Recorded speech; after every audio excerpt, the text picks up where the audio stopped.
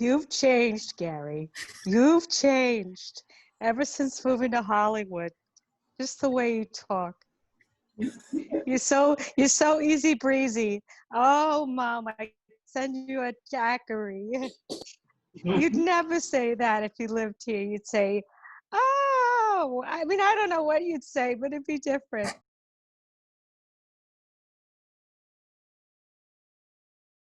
You know, I love you guys. I want you to be safe. That's why I'm kind of staying away from you guys because of the COVID-19 stuff, you know. We keep thinking you're going to come out. But that's the reason you're not coming home. You got a partner.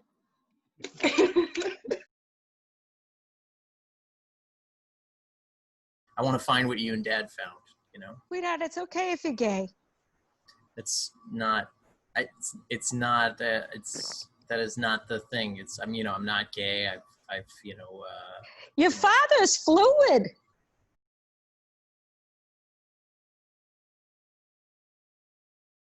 Mom, are your glasses upside down? What? They look great. Oh no. Here he comes. Okay. We're gonna He's go. Gonna go pee. He's gonna pee. Once he's done peeing, we'll probably be good to start. Are you guys going to the barbecue after this, or are you just gonna hang in? Oh yeah, a lot of grad parties. But we gotta stay 6 foot distance, so we use pool noodles. Everybody has a pool noodle, and then you yell at them.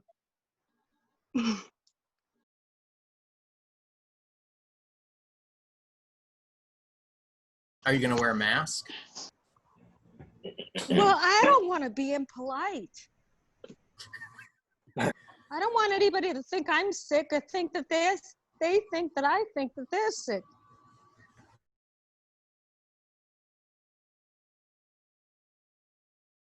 Ten, 9, 8, 7.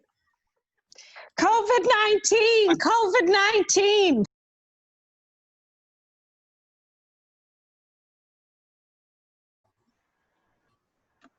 Episode 7. Welcome to co-host with Creany and the Gipper. Round of applause, everybody. Thank you. I'm Creany, Rob Crean. This is my dear friend, the Gipper, Gary Peterson. I accept my nickname. It's one of your more favorite of my nicknames for you. You have come up with quite a few. Do you remember the list in order of what I hate to love? Gary Big Dick Peterson, you were lukewarm on. Alfonso Walmart, you didn't really understand. You told everybody that was my historical character's name on the Boston Freedom Trail. Yeah. I think it's a good name. Sure. The one that bothered you the most, that I always thought was strange, was Sweetie Peterson. That is not for you to say. You're so sweet. But I'll take anything I get right now because it's been a down week, Rob. You've been on standby. Yeah, you've got a bit of a rough week. And it's actually, thinking about the weird way that we communicate, we had a fun thing happen earlier this week. So Gary was afraid he may have been exposed to COVID-19, which is obviously very scary. So he went to get a COVID test, and I wanted to text him and ask him how the test went, but I accidentally sent the message to a text thread that was me, Gary, our friend Jenny, who will be here later, and then 2 people I don't know at all. The people you don't know are a booker and producer for the late night show with Conan O'Brien. But go ahead and continue for what you're about to say. So I accidentally sent them like a text that it was supposed to be just for Gary about like a serious medical issue. But luckily, because of the weird way that Gary and I communicate, it was completely cryptic. Because what I messaged was, how did your boy test go? And immediately Jenny said, what? And I said, oh, sorry, that was supposed to go to Gary. And no one was none the wiser. I tested positive for boy. I am a boy. and I am negative for COVID. Thank God. That is great news. But I know, Yes. I mean, it's been a stressful week for you, obviously. And I knew that. And so I thought it might be nice to do something on the show this week to kind of, raise your spirits a little bit. And so this is a bit of a surprise. I actually got your parents to come in for a Zoom call. So everyone put your hands together. Give a warm welcome to Mr. and Mrs. Peterson. Hi, everybody. Oh, God. Hi, Mom. Gary, we're surprising you. Hi, Mom. Hi, Dad. It's funny they call you the Gipper because we call you our virgin boy. That's right. I always thought he was gay, but now it turns out he just hasn't had sex yet. Yeah, that comes from my act. A lot of people think I'm gay that are my mom. Which is okay if you are, Gary. I know it's okay. I have a dear friend, Patty, who her daughter is now a man, and he's lovely. He just got married to a woman, so he's not gay. Yeah, I mean, it's, to each their own, Dad, you don't need to wear the mask inside the house with Mom, We're within 3 feet of the phone, so. Okay, all right. And sometimes he has a little spittle when he talks. So are you guys safe? Are you guys staying in like I told you? Yes. We stay inside restaurants sometimes. Your father likes to go to Friendly's and get his favorite, it's a butterscotch ice cream sundae. And so we've gone in there and we've, spoken to someone loudly in the kitchen. And it was just as pleasurable as you might think it was, Sometimes we take a megaphone around, and so we don't have to get close to people. We take a megaphone. I care about you guys, and this coronavirus is pretty bad, so I just don't want you to catch it, Well, they think we're disposable. They think, it doesn't matter if we die, we're out of the workforce. But that's not true, and that's why we carry the megaphone and we rise up and we make our presence known and say, hey, we're still here. So and your father makes a fart noise with his arm and his hand. Then they take notice. So then they stay 6 feet away. Gary, we love you. Come home.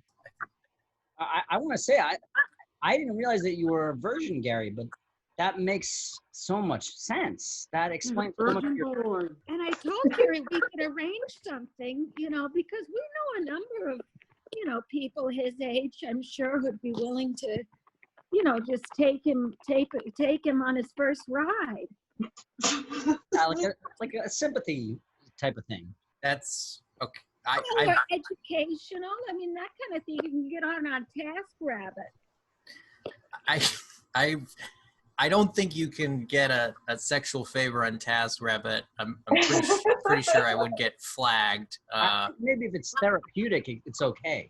But I'm not a virgin. This is just something my parents do believe. Gary, even in baseball, in high school, you never even got to first base, so that's okay. We understand. Oh, that was a low blow. Oh, it's not a low blow. He's a good virgin boy. Terrible at sports doesn't mean anything about his sexuality. And you could also be asexual. We've heard that's a choice now, and we support you in doing that you have no urges at all. I have plenty of urges. I can't believe I'm telling my parents this. I have so many urges, and number one, you shouldn't have put me in a Babe Ruth baseball league with a kid with double astigmatism. We knew you were a sensitive, weak child, and so we put you in very difficult circumstances to toughen you up because we love you. We still love you. We're glad you're in Los Angeles, which is a very difficult place. Yeah. So, and that you've put yourself in another hard area that that'll toughen you up even more. And unfortunately, you do have the Peterson raisin. Oh, he's talking about your genitals. Oh, We call it the Peterson raisin. Sorry about that. That's not from my side of the family. No, we all have it. My father had a gift. yeah, Gary, tell us about the Peterson raisin. What's this all about? The Peterson raisin is when you're, I can't believe this. It's when your butthole looks like a California raisin. Like an actual raisin, or like the claymation characters, like it has sunglasses on? Because of the way it's shaped, it almost looks like it's wearing sunglasses and playing a saxophone. In the past couple years, I've gotten to know more about the architecture and geography of the raisin, just because your father had so many colonoscopies, and it's a beautiful mark of something that you need to celebrate. That he was shown around the doctor's office. Let's just say that. Can we have one conversation where Dad's colonoscopy doesn't come up? Whether it's once every 3 years or once every 6 months, which is we like to do it every 6 months. And the doctor over here uses a wide-angle lens. It's a joke. Oh, it's not a joke. It hurts. Well, that too. And Gary, have you tried the dating apps? yes, I have. Not virgin. Actually, I'm kind of seeing somebody right now. I met her actually through a pretty cool website, Craigslist. At Thanksgiving, I think if this all blows over, I'm going to be able to bring someone home for you guys to see. Gary, have you tried Nextdoor? The Nextdoor app for Yes. Yeah. like neighborhood watch app. Yes. And Now just said, I'm a gay virgin. I'm just. And I love necking. Well, that's your father talking. I love necking. He cannot get enough of necking. If I don't make out with him once a day, boy, does he get pissy. Us Petersons love necking. Little tongue action, and there's nothing wrong with that. The body is a wonderland, as one of those pop stars says. I think it was John Mayer. It's a wonderland. Body is a wonderland. Did you know my mother was in show business, Rob? She was a singer in the South Shore. Can you give us maybe one more ditty, Mom, to bring us out? One of your famous.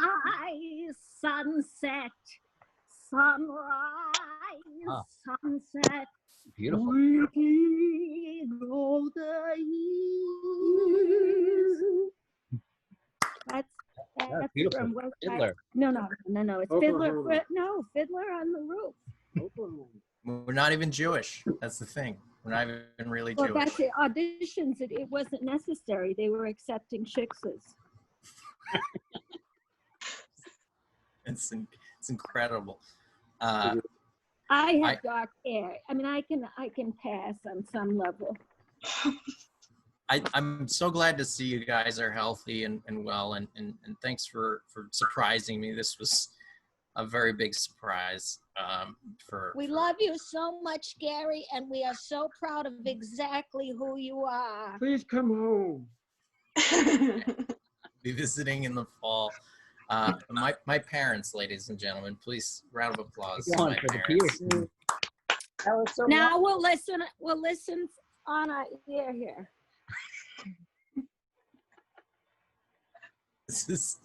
I hope that cheered you up, Gary, to really get to see your parents for a little bit.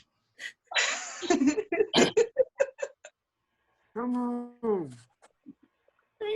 Through her teeth.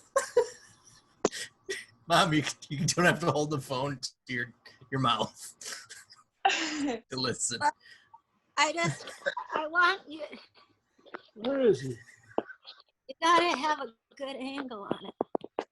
There's your father. Do you see him? Yeah. I see Dad. Anyways, look at everything else. Look at. We've changed a lot of things around the house. You moved the couch. That's great. Okay, we'll let you go. We're going to watch the rest of your show. All right. Thank you, Mom. Thank you, Dad. We love you, Gary. More time for my parents. It's I love you guys too. That was beautiful. That was just, It was just to feel that kind of familial love. It's just really beautiful. It was a true surprise. We've got a performer who I know almost nothing about. I saw him on a show a few weeks back. He was very funny. Very funny local comedian here in Boston. I think that you're going to absolutely love him. Please welcome Jimmy Zhang. Yeah. The team, Hey. the team, go team, go sports. Go sports. Jimmy, are you okay? Are you? Did a football team storm your room? Get ready to take a look around the internet with Jimmy Zhang. What's it like being a man? It's all right. Yeah, Gary just got his boy test. It's cool to be a guy. The patriarchy wins most of the time, so like I really have no complaints, man. Are you from Massachusetts? I'm born in Shanghai. I've heard of it. Filter, Massachusetts. When your mom was wearing her sunglasses upside down, this is what I thought of. Let's take a look around the internet with Jimmy Zhang. The team, go sports. All right. Can you just explain what's going on here? Thank you. I have no idea. I'm so happy with my daughter. She loves sports and she loves wrestling. Is that like a Save Baby Gap rally? How did that go? Did they end up saving Baby Gap? Yeah. Did you start stand-up in Shanghai? No, there's barely any stand-up in Shanghai. So there's an opening, Gary. I found my ticket. You want to go over there and say whatever the fuck you want. I don't think you can, right? Yeah. You can, but like you can't. It's complicated. How long have you been doing stand-up comedy? Because I saw you a few weeks ago. You're very funny. I started a little bit actually in Rochester, just like, but not consistently. I would get on open mics, but there were hardly any booked shows. So that was a couple of years ago, and then I started doing comedy about like a year and a half ago, I guess. What are your favorite and least favorite things about the Boston comedy scene? My favorite is that there's a lot of shows. Prior to COVID, there's always something going on. My least favorite part is a lot of people are not funny. Name some names. I mean, with the exclusion of everybody that's on this, you can't go Rob Crean. Everyone in Anderson comedy. What was the first joke that you had that was like, I got like my opener or whatever? Hey, do you think that when the first people to ever make fire, after they made the fire, they went, "It's lit"? That was back when "It's lit" was a thing. That's fun. That's a silly one. Gary, your first joke that really worked was the joke where you said, "What's the deal with diarrhea? Why is it so delicious?" Was that your first joke that worked? That was my closer. My opener was, please let me apologize for the host, Rob Crean. He doesn't know how he hurts people with his drinking. Vally D and Meg Connolly, what were your opener jokes? One of my first jokes that worked was saying that me and my grandma have a lot in common. We like to talk shit about her daughter. Nice. Meg, you got a first hit? When I started comedy, I was like a little kid. I went on the stage and I was like, I'm going to say swear words. And like, people thought that was it. But like, when I started as an adult, man, comedy is dead and I forget everything that I've ever written. But it was probably something about my broken leg. Gary, when you first started, first year was just swears. Second year was just describing episodes of Family Guy that you liked. Yep. Third year was when he got into like serious gender politics. He really broke it down. Yeah. Meg, I love that your one of your first jokes was about your broken leg, and maybe like to some people that would be like, oh, sad, your broken leg, but it'll never be as sad as all of Rob's comedy about his broken heart. His album available now on Dead and Mellow. I love talking to young comics, number one, because networking, okay? Number two, I hated being a new comic because people did make it miserable. They made it anxiety-ridden. Shut up, Rob. They made it annoying. It would always be like a dick measuring contest to like, you know, how much material you got, how long you've been doing it, and same thing, like people that weren't very funny, like comparing. Where do you see yourself in comp? What's the vision? I have no fucking clue. I just know that there's another Jimmy Zhang in comedy. He's way more popular than me. Do you think you could use that? Reveal to you guys about my stage name. If you go on YouTube and just type in Jimmy Zhang, there's another guy does YouTube comedy. Let me compare the two Jimmys while Rob asks you some questions. Yeah. I'm gonna find this other one. Yeah. You consider yourself, as a comedian, you consider yourself more voice of a generation or more iconoclast? I don't think I speak for anyone except for me. Like, I just try to like say shit that I think is true. Okay, I found the other Jimmy, and I'm gonna tell you right now, I think you could take him in a fight, one-on-one, because he's got. I don't want to fight him. I really don't want to. I don't give a shit. I already DM'd him and said, my friend's gonna fuck you up. There can only be one. So when I started doing comedy, it's not even the same name. I fought Rob Green. I fought Rob Steen. Mm-hmm. You got to do it, you know? I killed Gary Goldman. I gave him depression. There's enough space for two Jimmy Zhangs in comedy. I want your answer, Jimmy, and we're going to go against other Jimmy's answer and see who the fans like better. So what's your biggest inspiration as a kid? I really like how simple Forrest Gump in his outlook on life is. He's someone who just like naively does good for people and like along the way becomes wealthy. That's a very sweet and kind answer. His other Jimmy said the Red Power Ranger. Huh. Okay. So I mean, you both pick fictional characters, but I'm going to say our Jimmy, 1-0. How do you think being an Asian American impacted the way that you and your content is perceived? I'll take that. I think it's kind of a double-edged sword because the audience thinks all Asians are not funny. But if you do well, it's just like, oh, that guy is good, but I don't know about the other ones. Yeah, and Vally, you're half Asian, right? So you're Russian, so you're half your country's in Asia. Same question.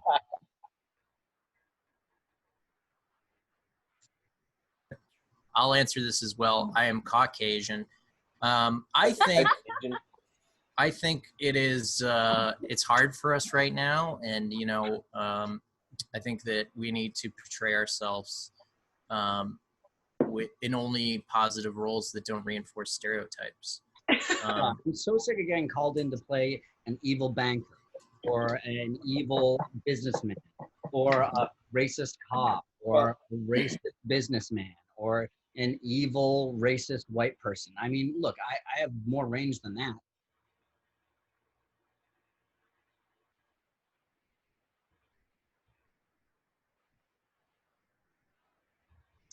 Your answer was much better than a than guy who beats dogs, or a. Oh, I'm sorry. Was I frozen for a minute there? You were frozen a little bit. Jimmy, I do think your answer is better than other Jimmy's answer to this question. He said, I have no comment at this time. So that I feel like he dodged it. As a comedian, where do you draw the line between being offensive and being comedic? As long as you make your point and observation that you have, then you get to make that point. And it's up to you if you want to do that or not. And it's up to the audience to either find that offensive and cancel you or not. It's a social skill to be able to toe the line, so to speak. And in every era, there has been something taboo. You know, cancel culture has always existed. The marketplace of ideas is cancel culture. It's when you bring shit to the marketplace and no one wants to buy your shit. People have always gotten canceled just for different stuff. Like people got canceled for being gay, or but they were Jewish, or they were communist, stuff like that. Stop talking about me. Other Jimmy's answer was, I was attacked in my comment section by a lot of feminists. I'm still early in the game and I'm still experimenting with my comedy. So I'll give you a better answer in a few years. Ouch. Ouch. Ladies on the broadcast, in Valley, you can be a lady today.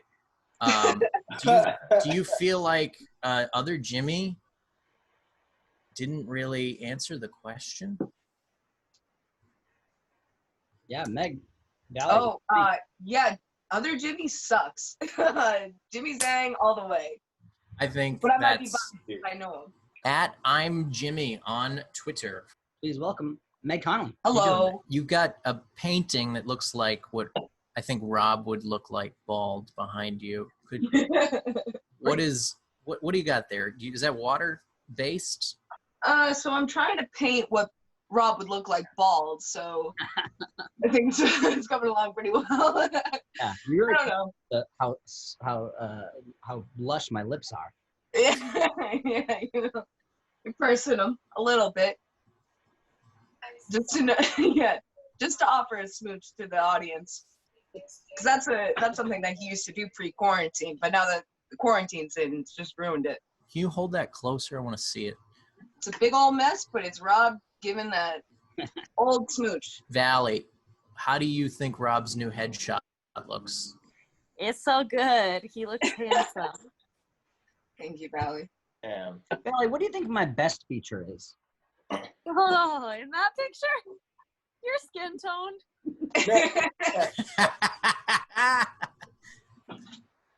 Meg, do you ever do art for comedians? Say Jimmy wants to up his image to get another hand on rival Jimmy, who I will call Jimmy 2 at this point.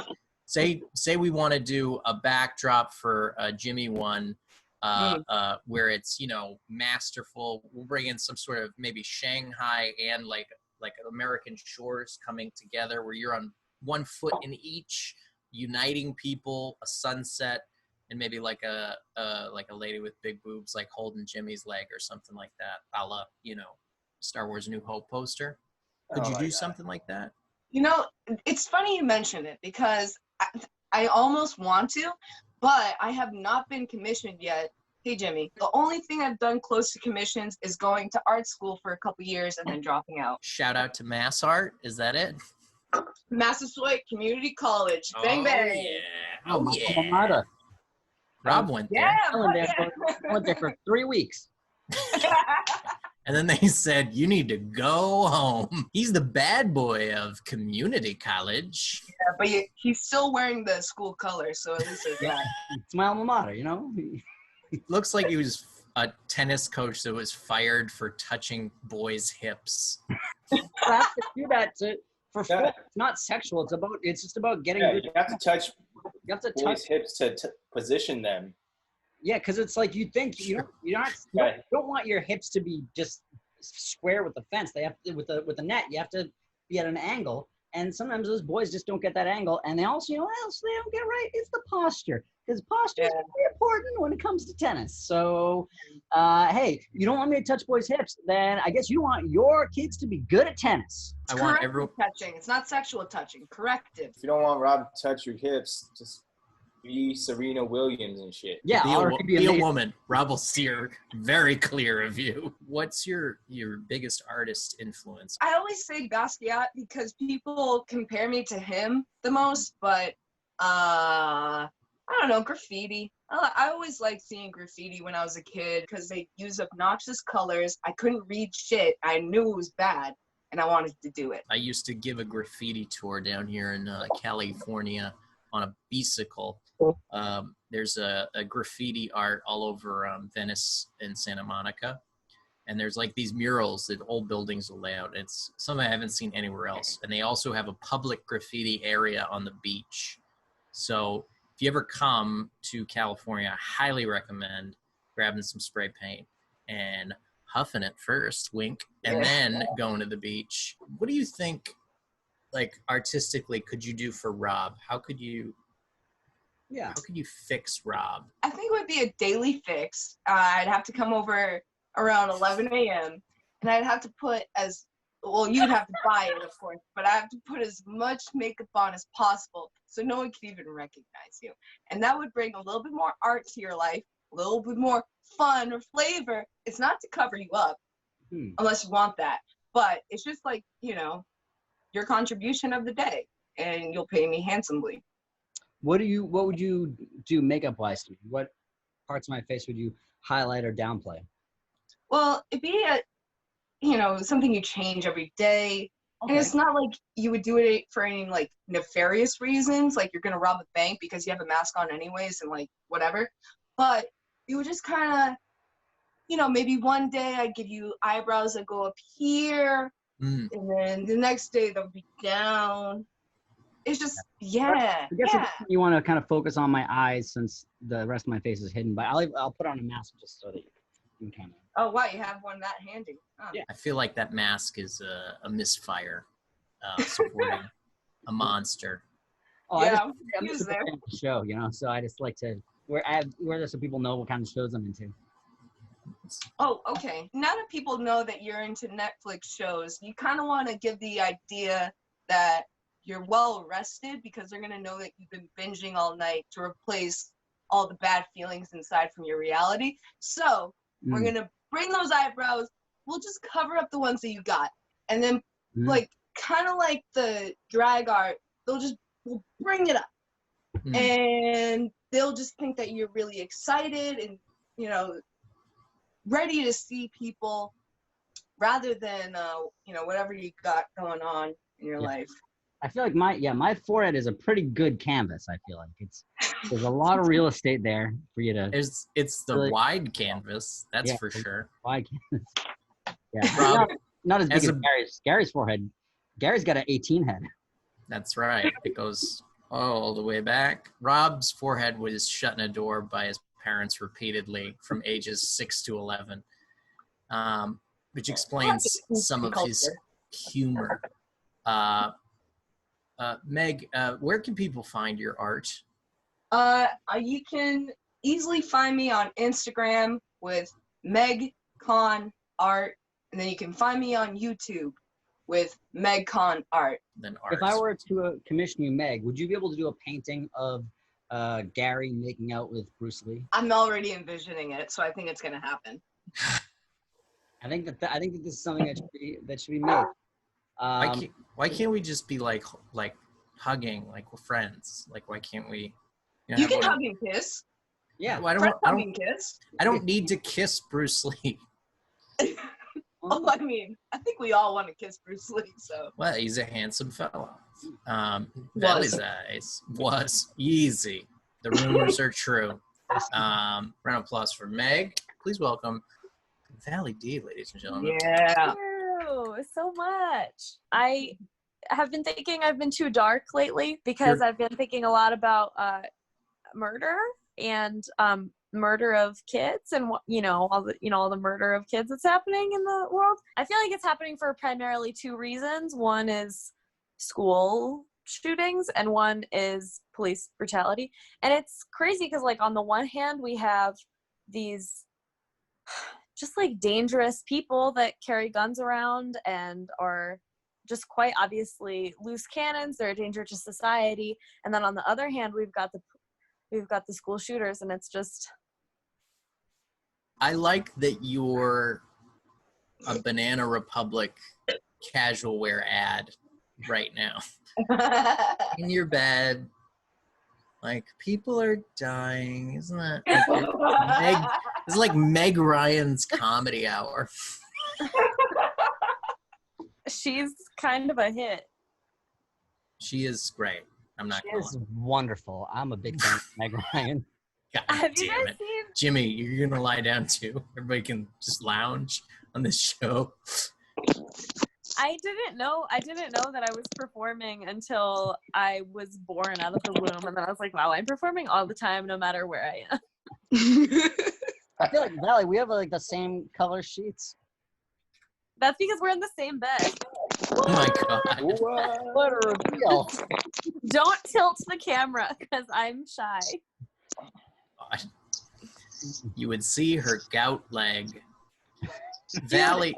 So I will say that my dad, of all the different ailments that he has, gout is probably my favorite to tell people. It's great because it's crystals. Jimmy's looking snuggly. God damn it. Gary, where's your bed? I burned it. Fine, there's not room in me and Rob's bed for you anyway. I have a question for you guys. Who do you think is worse, Casey Anthony or Jodi Arias? I don't know the second. Jodi Arias like stabbed her boyfriend ex-boyfriend that she was stalking. She stabbed him a bunch of times and then she shot him dead.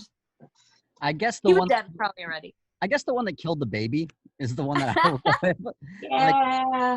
I don't think you should stab your ex-boyfriend, but if it's between some guy and a baby, I gotta go. Call me crazy. Yeah. Don't kill the baby. I'm not advocating for baby death here, but I think, and is this dark? Domestic abuse is pretty fucked up. Oops. I mean, like, I feel like a lot of women have killed their kids in, like, just, like, a weird episode, and then after they feel really bad. But, like, to go build up to killing someone that, what is it, she was just stalking him, or was she dating him before? She used to date him, and then she stalked him. Yeah, no, that's a bad individual all around. But I also think that Casey Anthony is trash, but, like, I'm not advocating child death. Who do you think is worse? Who do you think is worse, Casey Anthony or Casey Affleck? Ooh. Oh, no. I don't want to answer this. I mean, they're both funny. Well, as we know, women are always worse. It is. Amen, brother. Hashtag believe all men. Jimmy, you got a take on this? You got a cozy take? This is called Cozy Takes now. We've changed the show format. Don't be killing babies. I'm just picturing how fun it would be if all of us were at a slumber party and Jimmy was just sleeping his cozy sleep, and then someone just like jostled him out of his sleep, and then his first words out of his mouth were, "Don't kill babies." What were you dreaming about, brother? Your bed scheme is from the Bananas and Pajamas catalog. I can see.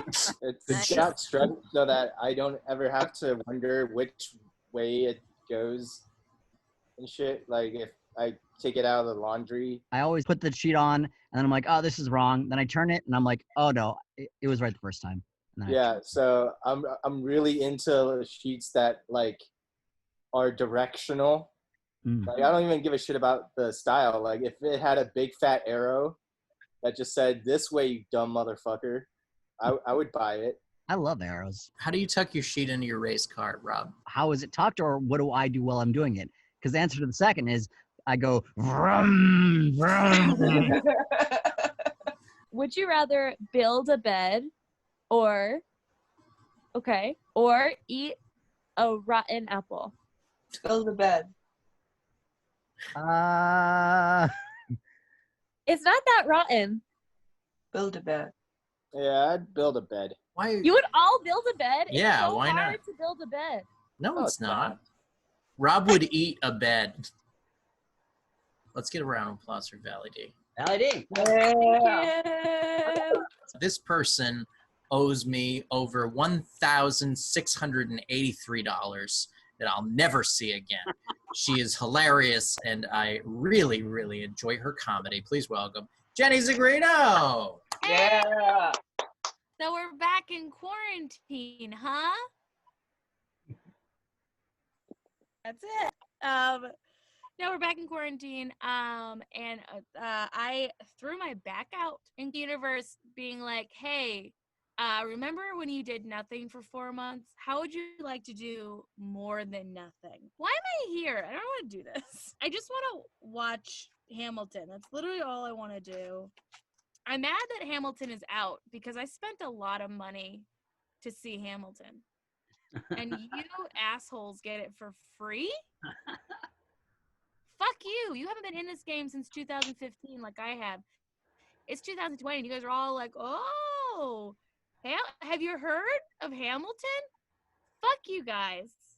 Okay, I have a Lin-Manuel Miranda tattoo on the inside of my labia. Okay? I've said on so many podcasts how badly I want to have sex with Lin-Manuel Miranda that if I ever do get the chance to work with him, I'm going to be so terrified. I'm gonna be horrified if like we actually get into a room and like we're somehow working together. He's gonna be like, "Hey, I was listening to this podcast from 2017. You said you wanted to kill my wife and fuck me." So let's do this character breakdown. The country is a mess. It's such a mess. It feels like America was a public pool, right? And it finally reopened. And we were all like, woo, let's go swimming. And we're just splishing and splashing and just enjoying our curbside pickup. And then the South came and took a big shit in the pool. And then now we all have to leave the pool. But then Florida's like, oh man, I fucking love shit water. And then California was on the side being like, oh my God, can you even believe Florida right now? And then California drank 6 White Claws in 3 minutes and then was like, let's go in the fucking pool. So now California's in the fucking pool. And then things are getting real wild in here. There's just like dead bodies everywhere. Canada like watched and was like, oh my God, that pool's fucked up. We should call the police. So then Canada called the police, and then the police came and started killing everybody in the pool. So then after that, Mexico looked at the pool and was like, oh my God, that looks like really fun. Like we don't want to go, but it looks like they're having a really fun time. And then Brazil was like, I'm going to build my own pool. And then they were like, let's drain the pool. So they drained the pool, and there were just a bunch of corpses at the bottom of the pool. And then they were like, it's just like the flu. Don't worry about it.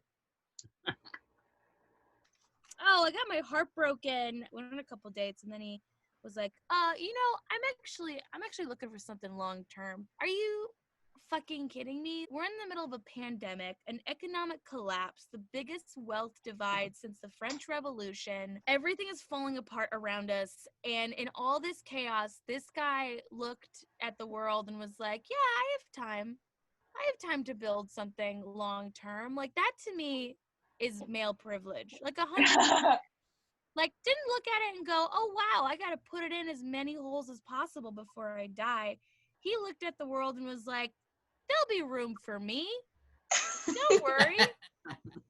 I'll be fine. I've started injuring myself on purpose. Not in like a cutting kind of way, just like hurting my back on purpose now just because I want to go see my chiropractor. Because I want to be held, and it's the only person that will hold me. Our last time we hung out, me and my chiropractor hung out. The last time I paid him money to serve me, he like did this crazy move where like went under my legs, and then he held me like a baby, and then I started weeping because I hadn't been held like that for so long. I will say I'm pretty happy on this second round. I haven't seen any like weight loss challenges in this second quarantine round. Like even those people gave up. That's when you know it's bad. When like all the dudes who were like, time to get fucking buff are just like, it's over. We're all gonna die. Like even they're done. Which I did come up with some like interesting ways if you do want to lose weight for the quarantine. Like a really good way to lose weight is just become obsessed with dieting, and you will guarantee you will lose at least 300 pounds in friends. No one wants to be around you. You could try cutting off your non-dominant limbs. God gave you 2 for a reason. One was to do stuff with, and the other one was to do what you will. And the other thing you could do is just become incredibly wealthy. Because that's it. That's the only way you're ever going to lose weight, because you got to hire a trainer. You got to hire a personal cook to make all your foods. You got to hire a nanny to take care of your kids while you're busy trying to lose weight. Then you got to hire a prostitute to satisfy your husband because you're the most insufferable cunt around. And then you got to hire a therapist to deal with your insufferability. Anything funny happening? Did anything funny happen to you guys? No. No. See? On this why show? Are we doing this? Why are we? I don't ever think a funny thing has happened on this show once. Whoa! I hear your feedback. I And can show you some clips. It was pretty funny when I tried to do stand-up for the first time in 15 months. Yeah. Here's a thought that I wrote down about 4 months ago when time mattered. Creepy wedding shit. It's creepy when the daughter wears the dress as the mom wore. When you think about it, right? Because then the dad's got to walk her down, and the dad's like, "You look real beautiful in the dress I fucked your mom in the first night of marriage." Jesus. That's creepy. It's fucking weird. I saw a homeless man peeing in public, and I leaned in because I hadn't seen one in so long. I just wanted to see if they still look the same. I actually saw a dick a few weeks ago. It was fine. It was just as boring as I thought they were gonna be. What do you You look know what I for? mean? What's a dick? boring dick? Yeah. What's I your mean, ideal it was dick? just there. It didn't do. It wasn't. There's nothing memorable about it. What's your ideal dick? You know, one with a little bit of pizzazz, one that's a little jazzy. One that kind of goes like this. Yeah. I want to fuck the used car dealership mannequin, inflatable doll, if I could. I feel like he probably knows how to fuck. And then I have a gratitude list. I could read you guys my gratitude list. Yeah, that would be great. No, I won't, because I'm not grateful for anything. Why don't you inspire us and we'll all say something we're grateful for? I am grateful that I had a very fun time in Minnesota. And I got to be with my little sister Olivia and my niece Lucy, and they are amazing. And that's what I'm grateful for. What are you guys grateful for? I am grateful for our friend and my co-host Rob Crean visiting Los Angeles during the lockdown and allowing me to pick him up from the airport, drive him to Los Angeles and various places, a lot of errands, and then eventually San Diego, and then it was like, let's just turn around. And so, probably about maybe like 500 miles on my car. Doesn't And sound like a lot of gratitude, Gary. Sounds like a lot of attitude. I'm grateful for having that stuff to do.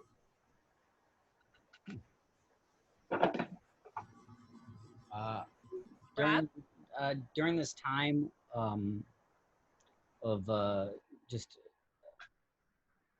national misery, of being stuck at home all the time, beginning to realize that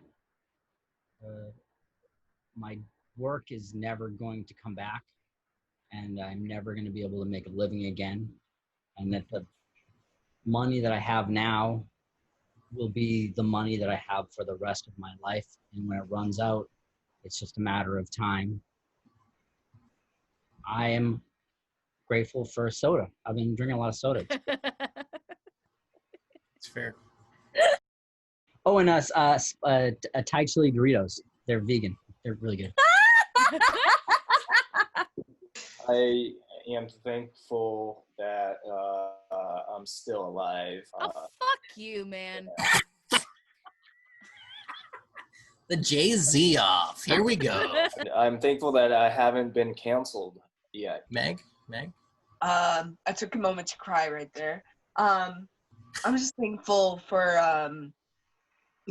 as miserable as it is to work through a pandemic in a retail space, let alone a essential place where people get their food and medicine. I'm really grateful for my family, that I still have something to live for, that I still have all these avenues to express myself, and that I have really good people that I work with. But over everything else, I'm really grateful for my nephew. He's about to be 5 months old, and he's just a little sweetie. So I'm really grateful for him and everyone I know and all of you guys. You know, you're making it really hard to be a piece of shit right now.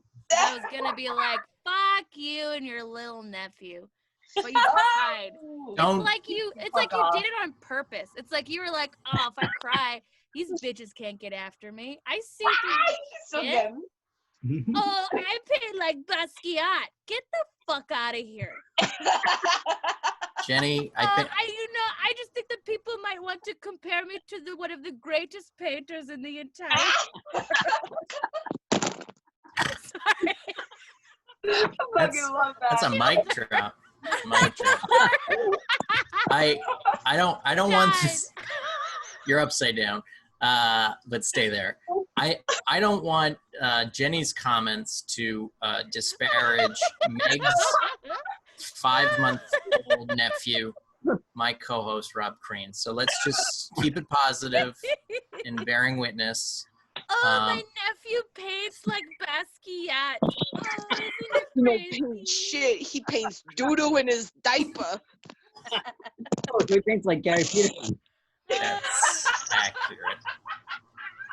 Valley. My nephew doesn't even paint. He's actually a minimalist abstractionist that takes a lot of inspiration from the 1970s light work. You can see some of his current pieces on exhibit at the Beacon. It's a lot of tension in this room. I'm glad we got LED, this. what are you grateful for? Be ready to be roasted on Grateful Roast. Think about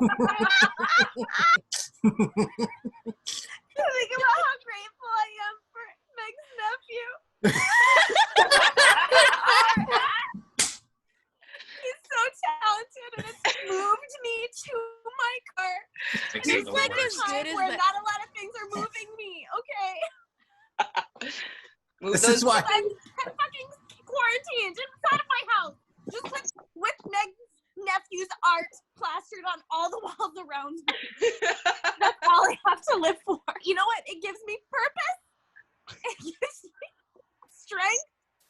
It gives me inspiration. But for real, my grandma, she fell last week and she broke 2 ribs, and she's fine. Already funny. She the doctors were all like, you should go to rehab, and then the physical therapist was like, you should go to rehab, and my parents were like, you should go to rehab, and she's like, they tried to make me go to rehab, and I say no. No. Instead, she's just doing a lot of cocaine. her grandmother has since overdosed. But her new tits looked great on the way out. I had to pack some stuff for her to go to the hospital. I was like in her underwear drawer, okay? And I discovered that she and I wear the same bra. Ooh, I thought you were saying have like the same vibrator. Well, I don't know. I don't think I was in that drawer, but I hope we do. That'd be hot. But I don't know. What? I don't know. You put me in this corner. Your grandfather gave it to me on our honeymoon. Yeah, put it on the wall. Her vibrator just like sticking on the wall would go great next to all of the pictures of my ancestors. It's got a suction cup on the back, so you don't even have to like hang it. It just you just pop it on there. Wall, yeah. Your grandmother's vibrator is so old it runs on steam. Well, your grandmother, of course, is from Russia, and you do have a story about being in Russia and feeling sort of the urge to, squeak. Have a baby. Oh my God, my carrot joke. Yeah. I masturbated in the Moscow airport. You didn't. When? I did. What year? 2010. Cool. I was there. Well, did you feel it? I shook the earth. You shook the airport. So, okay. In fact, airport shut down due to confusion. So, the airport, it wasn't just like randomly. The airport, I had lounge access. Oh no, this was 2015. I had lounge access. They have showers in there. I was taking a shower. I was like, I got a long flight ahead of me. I'm just gonna quickly rub one out for Mother Russia. It's a new challenge. You gotta masturbate in as many airports as possible challenge. Don't you get the feeling that Gary doesn't remember where he's masturbated because it's just like, maybe he just remember where he didn't? There was my grandfather's funeral. Wait, never mind. Yeah. We, as a family, went to Russia, and I was sharing a bedroom with my little brother, who was fast asleep. So dang asleep. about like, I don't know, 6 feet away from me. Coronavirus safe, by the way. You know, it came upon me. It was a bit of a gift that you never know when the moment is going to strike, when the desire just came upon you. Did it just open the door and was like, hey. Just Julian all over it. Привет, привет. A Russian carrot. Can I just lay in your bed for a moment? Just a couple moments. I was going to the bathroom and I thought to myself, I want to see what Vally's doing. I don't know. Can you keep a secret? I can. I was going to go back to the counter with my whore wife, but I think I will take detour here with my whore. I have brought you some borscht to put you in the mood. All right, so it came upon you. Yeah, so the desire to come came upon me. I wasn't prepared with supplies at that juncture, and I needed a phallic object. So I found a carrot, and I had a great time with it. Baby carrot. So wait, did you get out of the bed, grab a carrot, and then go back to the room where your brother was sleeping to masturbate? It was more private than doing it in the living room. What about the bathroom? Yeah. We didn't have a bathroom. That's bullshit. It's Russia. They don't make them there. That's Bolshevik bullshit. There wasn't a bathroom. What happened to the carrot? I did eat it. Actually, I'm kind of for that. Yeah. I had to destroy the evidence, so. My entire life, my mom was like, you have to finish your food. You can't leave your food on your plate. And then, like, if ever I left food on my plate, my mom would eat it. So it was like either me or my mom eats it. I would have fed it to my mom, to be honest. That would be hot. Jesus Christ. That's a callback. That's not coming from me. That's just calling back to Vally. That's not my opinion. That's not something Rob asked. That's not I would say normally. Rob isn't saying that because I think it's hot to feed your own, like, gross stuff to your mom through a carrot. It's because I think Jenny's mom specifically is very hot. Thank you. Wait, Jenny's mom? My mom's very hot. Oh, yeah. Jenny's mom loves me. Easy. She really does. She may love you, but she fucking dies for me. She may die for you, but she fucking really quivers for me. Yeah. Stop it! I'm leaving. Your mom and I are doing an erotic fiction together. Stop. Bye. Bye, Jenny ZIgrino, ladies and gentlemen. Well done. That was a fun show. We had a great time. We learned a lot. My parents were here. Meg had a vulnerable, real moment, and the rest of us revealed why we'll never find love. We shit all over it, and I thank her for that. Jimmy, he is a cartoon now. I had to go pee. Okay. Vally's masturbation story made me want to go pee. Yeah, pee boys. Jimmy, that's not peeing, and we've had this conversation more than once. If you're watching and you want to donate a few shekels so we can pay some of our performers, at Gipper 2020 on Venmo, at Gipper 2020 on Venmo. Thanks so much for being here, everyone. We'll see you next week. I feel weird that I've been doing a character even though we're not doing a show yet. I'm sorry. Great show. We loved it. Hi, Hedda. Hi, baby. Hi, Gipper. I just want to be this close to people again someday. It's nice to think about touching someone's nose with my face. Yeah. If someone and we didn't have masks on, but we hugged, he's obsessed with me, right?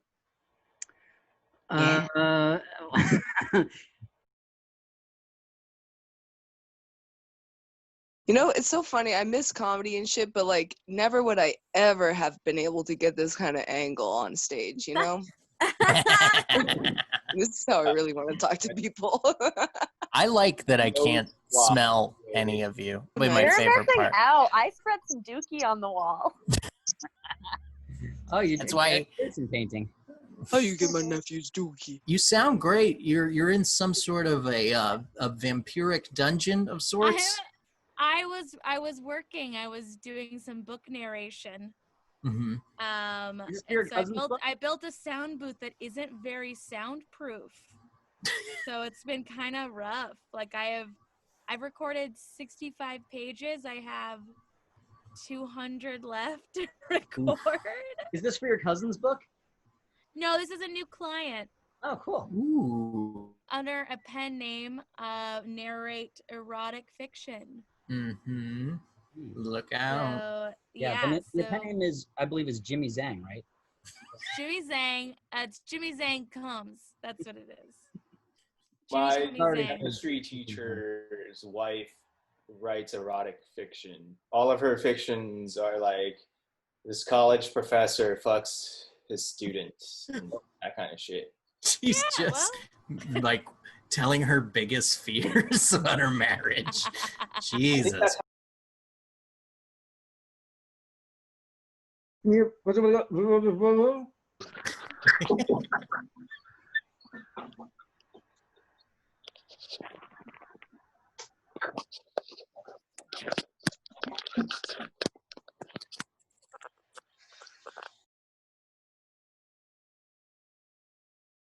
Do you support China over America? No.